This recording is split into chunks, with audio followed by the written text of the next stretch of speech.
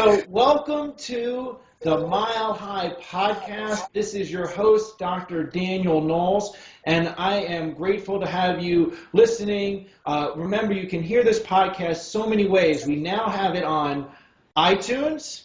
It's going to be on Facebook. It'll be on YouTube. It's also on Stitcher. So there's a whole range of ways to subscribe. Check us out on iTunes and subscribe. And of course, mark your calendar with permanent ink to be at Mile High August 18th to 21st.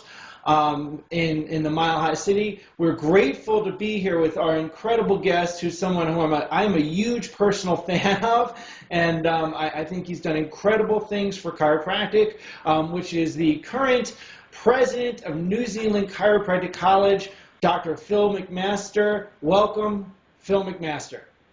Thank you, Danny. Thank you. Pleasure to be here. Yeah, and you guys are doing amazing things down there in New Zealand.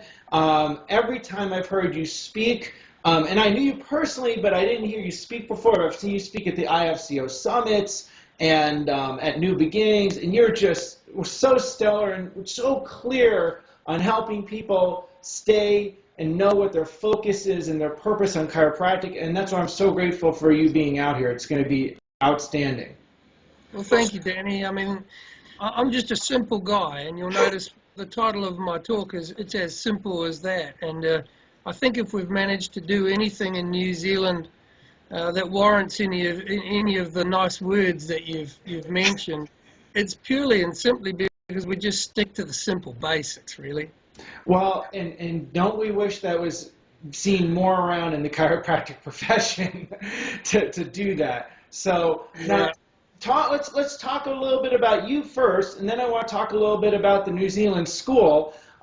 So you practiced, and tell us a little bit about your experience in chiropractic, how you got started in chiropractic, and your practice. Okay, well, my introduction to chiropractic was actually at a career session that a Sherman College graduate put on here in New Zealand back in 1980. I think it was, and it just pushed my buttons for me. I'd never heard this before, and it was just something I had to do. So within 9 months or so, I was over at Sherman College, and I'd started my time there. Graduated in March of '85. I was one of the first internationals that had to go and do all of the prerequisites back in those days. They used to have like a pre-quarter at Sherman, so I missed out on that. I had to do the prerequisites at Spartanburg Methodist College, which was a real introduction to Southern living, I've got to tell you. Well, I know. I went to Spartanburg Methodist for prereqs too, so I know that. Yeah. So it was kind of 18-year-old New Zealand boy come over to South Carolina. It was a bit of an experience, so I think it rounded things off quite well. So obviously went through Sherman College, loved it, had a great experience there, and basically came back to New Zealand to a place I've always loved, a place called Taupo, big lake in the middle of the North Island in New Zealand. We started practice there and was practicing there for nearly 30 years before I had to make this move to Auckland to become the president of the college. I had a very, very large family subluxation-based practice, a la what I learned at Sherman. Loved every minute of it, and I have to say that sort of built the practice of my dreams, really. And the only thing that would have taken me away from that is this college. And the New Zealand College was sort of born out of a couple of interesting meetings that some of the Sherman graduates in New Zealand at the time had. And we decided that we needed something more like Sherman in this part of the world because it was getting too expensive to go to Sherman, and we weren't getting the graduates back here that we wanted to be working with. So, what started out as an idea over a few beers became a little more serious. And in 1994, we started the New Zealand College of Chiropractic. So I used to fly 1 day a week from Taupo to Auckland to teach philosophy. So I've been teaching philosophy at the college since day one. Wow. And still do, and still love it. And it's still very, very simple and logical to me. And the college has been under the leadership of some wonderful people here who stayed true to that. And I think probably one of the secrets is that our board is so in line with that and are very much aligned with that. They even talk about their governance principles being vitalistic, above, down, inside out governance. So we're really committed to that, and everything that we do is looked at through those lenses, and I think that's why we've had such great success with our research department. Everyone knows about Heidi Holvik and our research department, and basically they've been researching subluxations, the effect of subluxations on neurology and how that affects overall function. Now, the people that are working in this research department are graduates of ours, so they're products of the college. So they, again, sort of have this view that things are actually simple and logical, and we should continue down that track. So that's kind of a brief history of the last sort of 30 years, if you like. That's a pretty full thing, to be in practice and to fly, to teach philosophy and then make that transition is a big deal, and it really shows your commitment to the values, the values of chiropractic and our profession that we love. And I didn't realize that we had two alma maters in common, Sparta Methodist and yeah, there you Sherman. go. So that's a very interesting shared experience. Especially, yes, it is. I went down from New York to South Carolina at 22, and that was a shock. So, oh yeah, you would have experienced the same sort of differences, I'm sure. Yeah. So yeah. Now let me ask you this: what would drive a person to leave practice to run a chiropractic school, to give up your dream practice and say, hey, I'm going to run this school? Yeah, I've been asked that one quite often, because everyone knows, I really loved where I was living and I loved practicing, and it was just who I was. But my commitment to the college here goes way back, as I mentioned, to when there were basically four of us who drove this thing. Jim Stanier, who was a graduate of Sherman College, right. Dr. Robin Taylor, who taught at Sherman at some point, and he was the guy who sort of got me over there in the first place. They're both ex-presidents of this college. And a great friend of mine, Dr. Brett Ireland, who we were classmates, who unfortunately tragically passed away a few years ago. The four of us basically drove the college into fruition, and both Robin and Jim had done their part, and they'd moved on to different things, and Brett had passed away, and the opportunity arose. There was the position of president came available, and I'd never really considered it too much because of my existence in Taupo, but it became clear to me that really this was sort of the next step, because I was the chairman of the board of trustees for 10 years previous to that. And I could see some things that I thought I might be able to do that would help the college and help the profession. And it wasn't really until my partner Jan said, well, you really got to do this. And I thought, oh no, I didn't really want to hear that. So from there, it was kind of, the writing was on the wall, so I applied, and it subsequently got the job. And I love it. I enjoy it. And I have the best of both worlds, because we're still able to head back to our home in Taupo as often as we can on the weekends. Good. That's great. The story of the school starting is pretty amazing. I got to visit the school in the original building. I visited, I guess it was 1997, and I was really impressed at the time. Can you just share a little bit about how the school got started? Yeah, sure. As I mentioned before, it started really as an idea over a couple of beers that grew.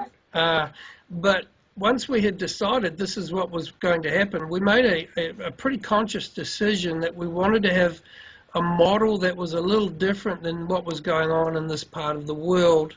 The Australian colleges at the time were embedded in mainstream universities over there, and we felt, rightly or wrongly, that they had lost some of their chiropractic focus as a result of just being just another program within a whole bunch of programs. So we were determined to create a private school that was based on our experience, but then called on our practice experience as well. And so we started out as members of the New Zealand Chiropractors Association. Jim Stanier, Robin Taylor, Brett Island, myself, and another Sherman graduate, Dr. Brent Lindsay. Yep. We all got ourselves onto the executive of the New Zealand Chiropractors Association. And we basically used that organisation as I suppose, a launching platform for this college, because it started out as a limited liability company, and all of the members of the New Zealand Chiropractors Association were shareholders.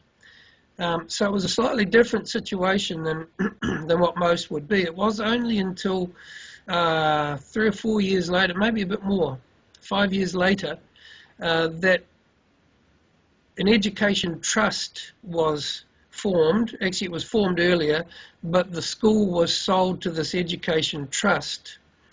So it was no longer a limited liability company, and it's now a charity organisation, what you guys call a not-for-profit charity, I think, over there. Yep. Yeah. And so during that time, our students, the original students, were doing their philosophy and technique and science at the college. There was myself, Jim Stanier, and Bernadette Murphy, who's a well-known researcher in chiropractic. We were the three lecturers, and the students were also doing some concurrent science study at Auckland University. Now, we couldn't get accredited until we had a full program, so these pioneer students were true pioneers, because even though we kept telling them it'll be all right, it'll be okay, you'll get there, there was no guarantee they were actually going to be able to practice at the end of it or have a degree that was at least bona fide in any way. So the accreditation process at the end of that first year of them transitioning through became problematic at times. But we did get there, and they got registered to practice in New Zealand and Australia, and now subsequently the college is accredited with the CCEA, which is the equivalent of the CCEUS as the CCEI would deem. And so as a result, our graduates can practice basically most places in the world. There are still some of the states in America that have some languaging in their legislation that kind of needs changing, because they say it has to be CCE, and they don't have or equivalency in there. I know you had something like that in Colorado. Yeah. But basically our graduates can practice anywhere in the world with that accreditation that we have with the CCEA, and are able to sit exams, and as long as they pass them, get registration, just like anyone graduating from a US college. So the college started out in Auckland, right in the central city, in a very small little part of a building. Then we had another building that we purchased that was used for the as the chiropractic centre. The public would come and get checked by the students there. And then a few years later, we moved back into one building a little bit further out of town, and we grew out of that as well. It had the chiropractic centre was there as well. We grew out of that, and we've moved into this lovely purpose-built building, and another building right next to it that we've basically taken full occupancy of. Things have changed a lot. In 2002, we nearly hit the wall. I had a stint as the interim president back then. Just by coincidence, I was in a position to be able to do that. And we had to negotiate some pretty rough waters, and a lot of our friends and supporters in the States came out and helped us out, and we're forever indebted to those people for that. And I know you're close to a lot of that, Danny, and I need to say, look, we are so appreciative of the help that we had back then, and it gave us again another springboard, and we've taken off since, and are really doing very, very well, and we're very happy with that.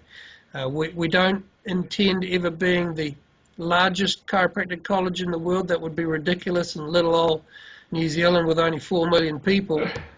But we do have a fairly significant international student body. Right. We have it's about a 2/3, 1/3 mix, 2/3 domestic, 1/3 international. Mhm. And we really like that, and we've found what we think our sweet spot is in terms of being able to produce the best chiropractic education for the best graduates.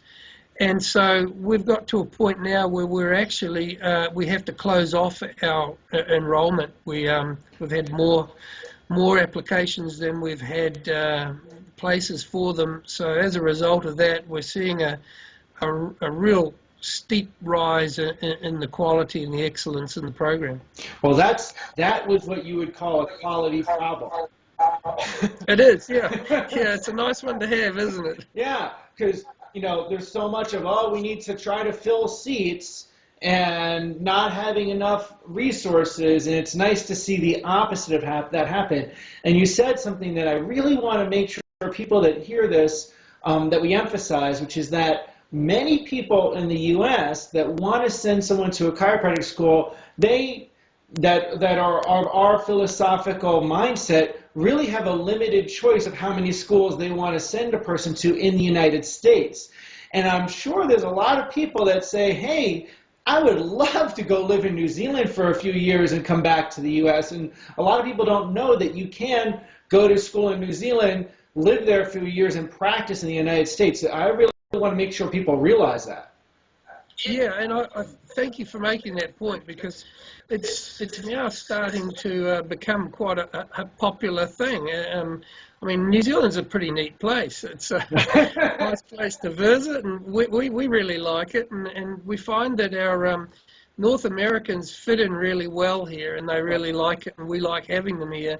And it's actually a strategic objective of ours to have international students, to get that international flavor, because as I mentioned, ours is not a numbers game. We're not into big numbers, but we have a very, very clear interest in perhaps duplicating this model that we have to produce other like-minded colleges. And I just want to bring to your attention that is about to happen in Adelaide, Australia. A new school will be opening there in 2018. They'll be taking their first cohort of students. And we've been supporting them very much so, and have been in constant sort of connection with them. And their program is going to be very much like ours. So I just wanted to let you know that as well, because we certainly want more people to be under chiropractic care. And whilst we can't provide all of the graduates, we might be able to, once we've got our model, like we have, help other people build similar models. So that's what we're doing. That's excellent. It's music to my ears, because I really feel the world needs more chiropractors, and they need good, well-educated ones in the location analysis and correction of vertebral subluxations. So talking about that word, subluxation, let's talk about philosophy a little bit, okay? Yeah. And especially since you've been a philosophy instructor for years. So first off, who are some of your biggest inspirations or mentors into chiropractic philosophy? Well, I was lucky enough that when I was at Sherman, David Koch was the chairman of the philosophy department there, and we all know, what a big brain that man has in terms of philosophy and chiropractic philosophy anyway. But I've got to know David very well, and he's become a friend, and we're communicating very regularly. As well as that, of course, Tom Gelati, and for Tom, not so much the philosophy, but just what he stood for as a person. Yeah. Really influenced me at a very early age. I was only 18 years old when I got there, and was very much influenced by some of the people there, like Tom, like David Koch, like some of the other instructors that we've all been through at that time, but also people like Reggie Gold, who used to come to Sherman quite regularly there. So those have been sort of the influences, at least in my time there. And then when we brought the program to New Zealand, no surprise, it's very Sherman-esque, if you like, from my days. In fact, they used to talk about the those of us who started the school, they used to talk about the Sherman Mafia. That's what they call us. But yeah, those were the people that influenced me. And as I mentioned to you, the philosophy of chiropractic just resonated with me as a young high school kid, and I couldn't see myself really wanting to do anything else. Yeah. So that was where it came from. You know, that was my experience. I started to learn about chiropractic as a high school person, and by the time I was halfway through undergrad, I was like, this is what I'm doing. And David Koch was my philosophy teacher also. Speaking of that, so what do you see as the core chiropractic principles? Well, I mean, when you talk about the principles, where everyone always thinks about the 33 principles, and that's great. And I know, you know, and David has sort of contemporized those principles in some respects, and some people kind of felt that that was rather blasphemous in some way. Can't take Ralph's words and change around too much. I don't agree with that. I think that David did a very good job of doing that. But for me, obviously the major premise, the chiropractic principle number one, is kind of paramount because it kind of says it all, that there is some kind of intelligence that's basically giving matter all of its properties and actions, and that's what keeps matter in existence. And this is really the thrust of what I'm going to be speaking about at your good conference. Is, to me, it's as simple as that if stuff isn't moving, if it's not vibrating, then it isn't any stuff. Right. There is no stuff that isn't moving. And essentially, we all just vibrate, right? Everything's vibrating, and depending on what frequency it vibrates is what makes it what it is. So a healthy person, someone who's expressing health as well as they possibly can, is obviously going to be vibrating at a different frequency than what they were if they were not expressing good health. And so for me, that's just a simple link there, because if we're all vibrating the best we can, then, and our vibration is obviously influential on everyone else's vibration and the environment around us, then if we really do want to have better functioning communities, we have to have better functioning components within it. Right. So I think we start there, you know, and let's get things vibrating pretty good, and then everything else tends to follow suit. There is a downflow from that I think is profound, and we often don't, I think we often downplay it too much. It's very important. Yeah, and I agree. And subluxation is just like a thud in the vibration, you know? Yeah. And that was my point, is that if you are subluxated and there's some kind of negative change to your neurology, then you are going to vibrate differently.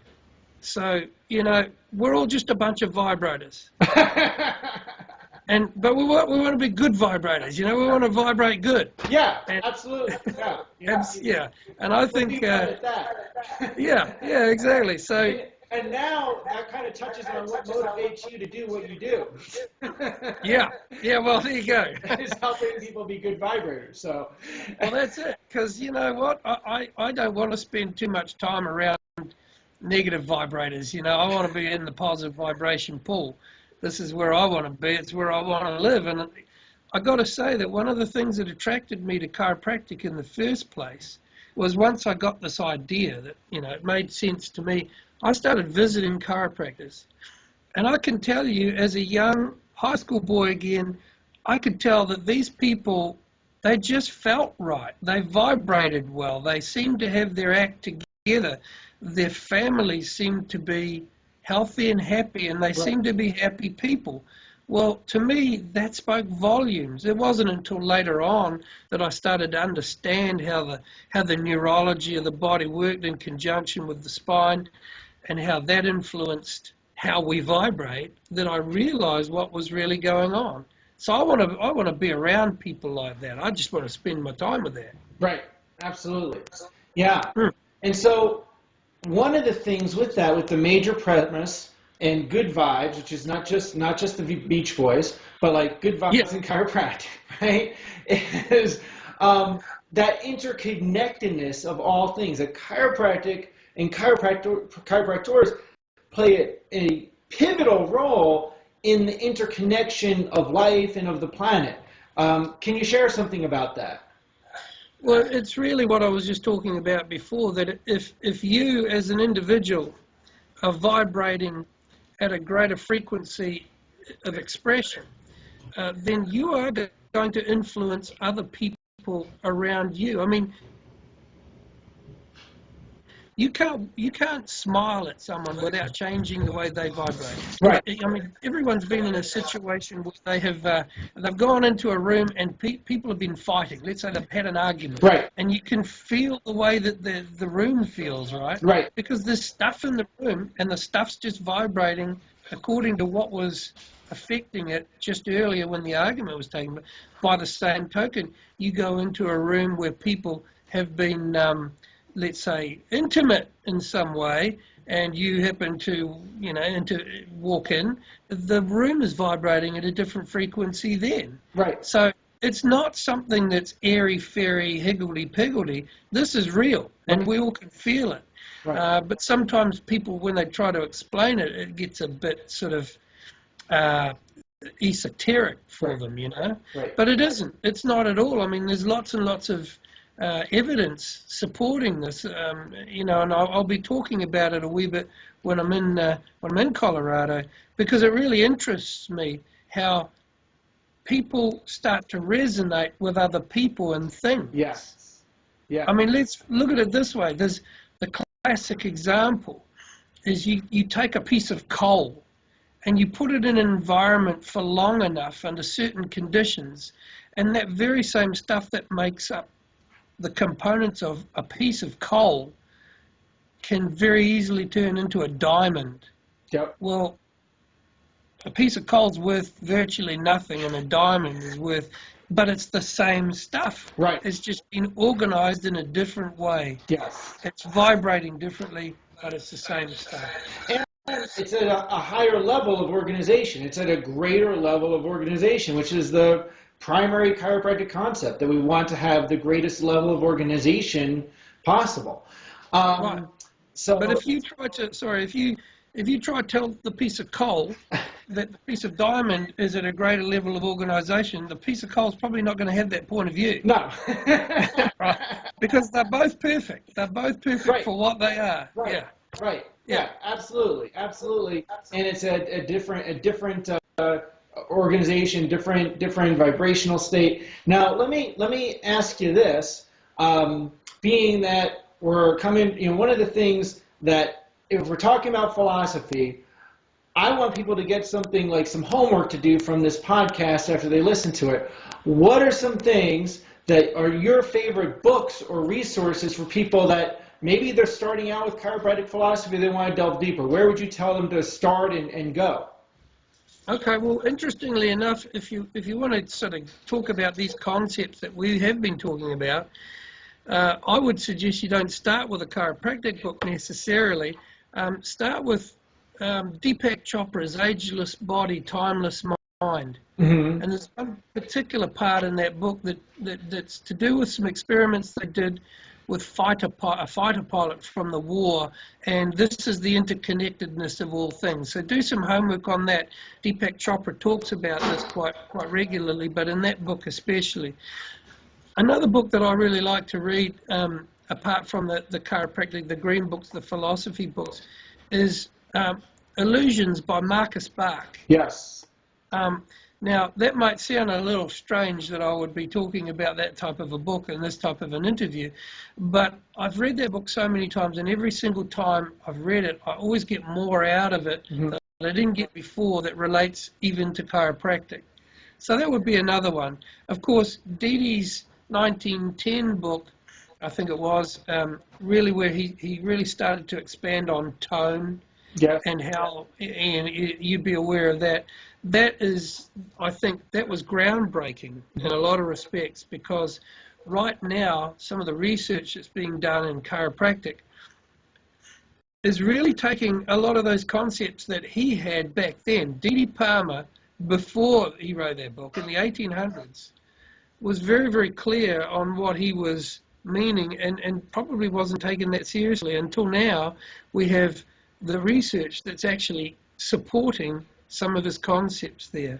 So other than that, there's also David Koch's contemporization of chiropractic principles.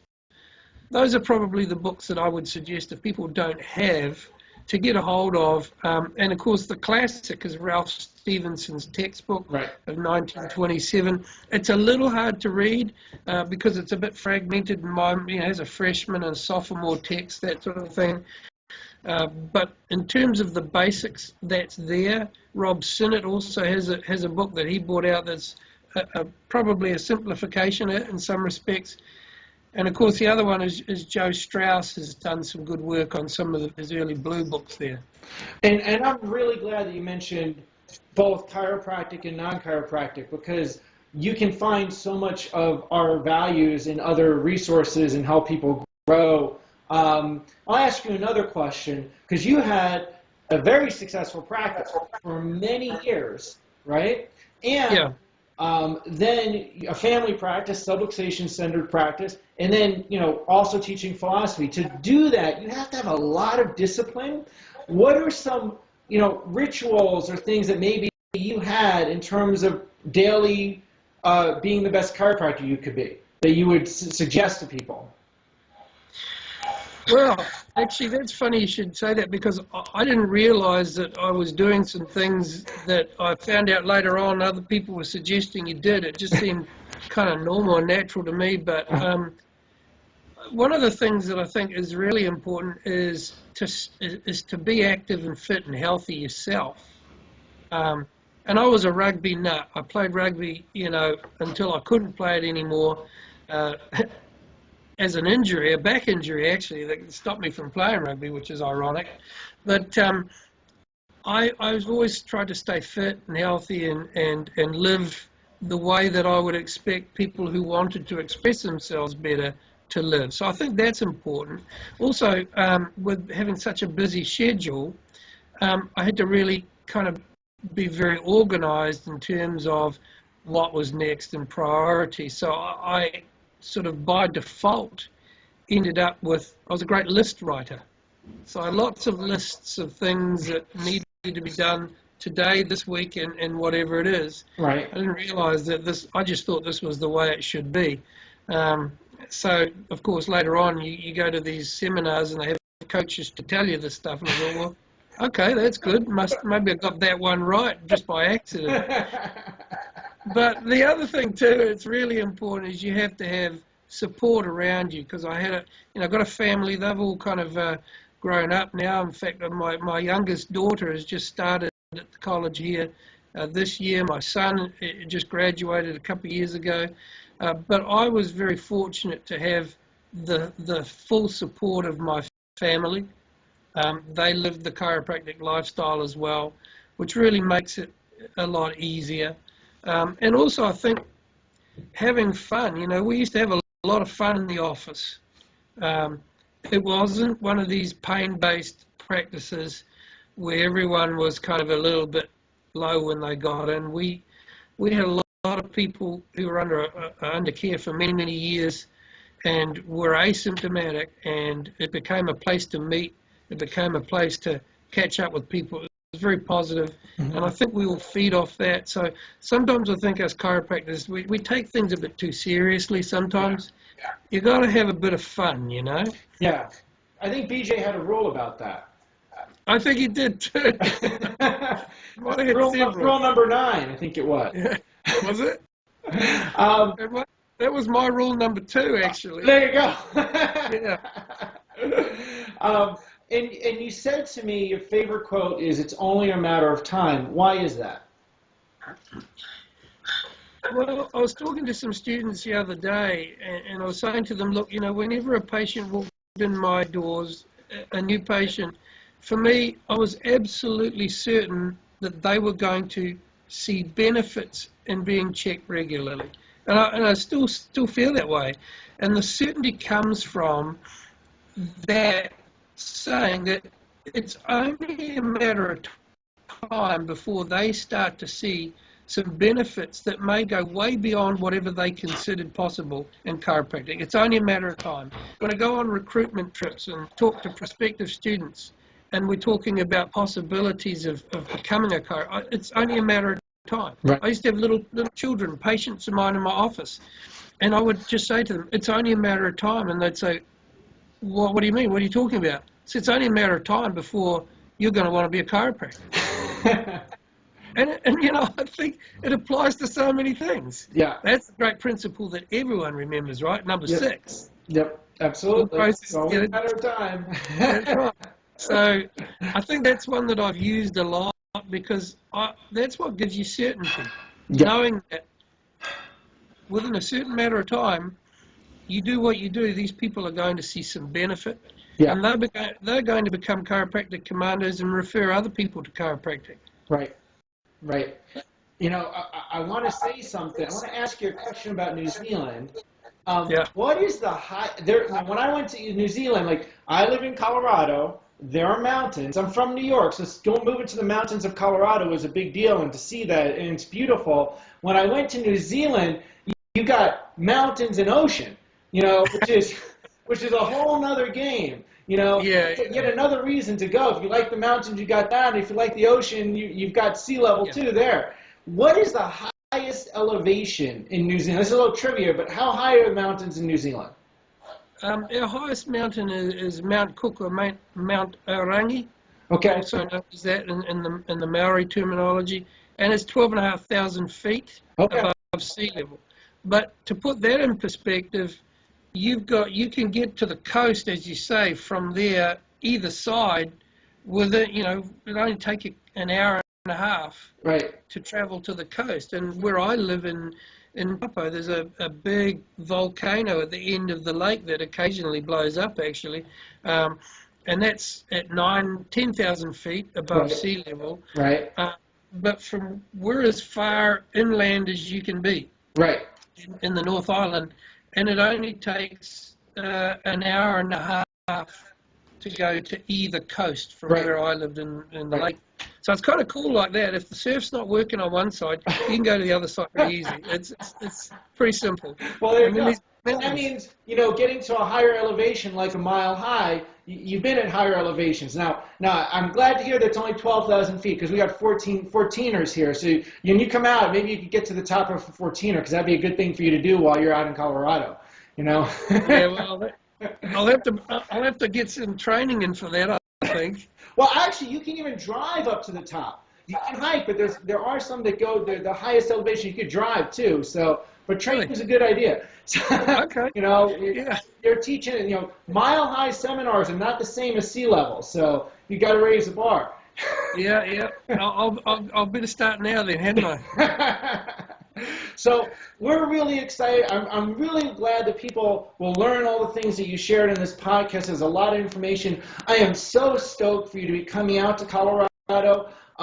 It's going to be phenomenal to have you here. And if the way you presented at IFCO and, this year, Mile High, we're raising funds for the IFCO. So, we want to have more of an international impact from Mile High outwards from the country. So I'm glad you're going to be here. Everybody mark your calendars, August 18th to 21st. You get to see Dr. Phil McMaster and a whole slew of other guests. And look forward to tuning into the rest of the podcast. Any final words you want to share? No, I'm really looking forward to it. I'm getting pumped already because I haven't been to Colorado before. So I am really looking forward to coming out and sharing some time with you people. And you should all get there because Danny runs a good ship, I hear. Well, I do my best. I feel like I've got big shoulders to stand on. I know, we have a lot of the same mentors, and that's, I want to do them good, so do them justice. So I look forward to everybody being out. Register www.milehighchiro.org. Look up the New Zealand Chiropractic College so you can learn more about that, and we'll have liner notes, so we'll have the references that Dr. McMaster talked about. But can you just share the URL for people that are listening for the college?